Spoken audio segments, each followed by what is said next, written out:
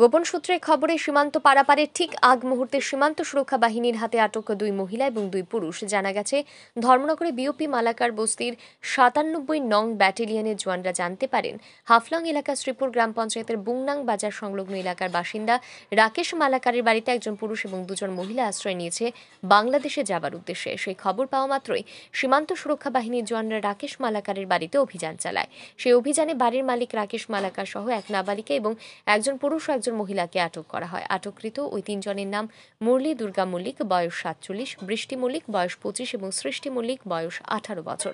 জিজ্ঞাসাবাদে মুরলী দুর্গা মল্লিক জানায় তারা ভারতীয় নাগরিক, তাদের বাড়ি পশ্চিমবঙ্গে, তবে বাংলাদেশের সিলেটে তার বড় মেয়ে বৃষ্টি মল্লিকের বিয়ে হয়। সেই সূত্রে বড় মেয়েকে বাংলাদেশে পাঠানোর জন্য নিজের 2 মেয়েকে নিয়ে নিকট আত্মীয় রাকেশ মালাকারের বাড়িতে আসেন তিনি। কিন্তু তার কাছে বৈধ পাসপোর্ট থাকলেও মেয়ের পাসপোর্ট না থাকায় দালালের সহযোগিতায় সীমান্ত পার করার উদ্দেশ্যে এখানে এসেছে তারা। মানে আমরা যাইতাম মধ্যে এইখানে এসসি বেড়াতে আমার একটা মেয়েকে বাংলাদেশ পাঠাবো, এই মেয়েটাকে বাংলাদেশে বিয়ে দিয়েছি। আচ্ছা। আর আমি এইখানকারই, আমার টোটাল আইডেন্টি প্রুফ সব এইখানকারই, আমি ইন্ডিয়ানই। ছোটো মেয়েকে রাখবা, কিন্তু এই মেয়েটাকে আমার বাংলাদেশে বিয়ে দিয়েছি, বড় মেয়েটা। তোমার বাসা কোন জায়গায়? ইন্ডিয়াতে? আমার বাসা কলকাতা। হ্যাঁ, কলকাতা। তোমার নাম কি? আমার নাম মুরলী দুর্গা মল্লিক। ওনার নাম কি? ওর নাম রাকেশ মালাকার। ওনার বাসা কোথায়? ওনার বাসা এখানে বুংরাং। বুংরাং, শ্রীপুর। শ্রীপুর।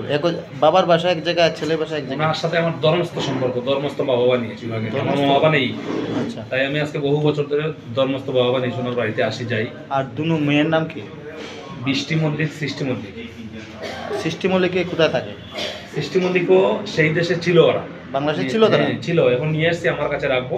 হ্যাঁ। আর এসছে ওরা 1 বছর হয়ে গেছে, কিন্তু এই মেয়েটাকে আমার মানে বিয়ে দিয়েছি সেই দেশে, এই কারণে এই মেয়েটাকে সেই দেশে পাঠাবো। আপনি কত বছর? আপনাকে যে এই যে ফৌজদারিতে ধরলো, কেন ধরলো?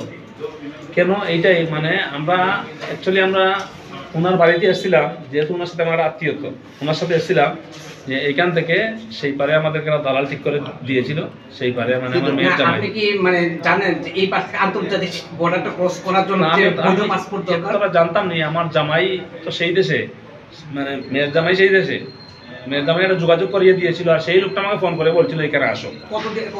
কত দিয়ে ঠিক হয়েছিল দালালকে? দালালকে ঠিক হয়েছিল ধরে নিন সেই পাশে আমার 6,000 টাকা।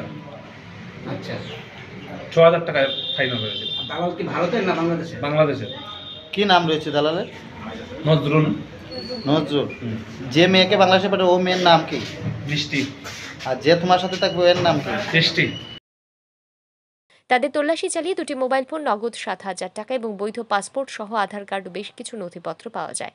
বর্তমানে ধর্মনগর থানায় হেফাজতে রয়েছে আটককৃতরা। Bureau report, RE news.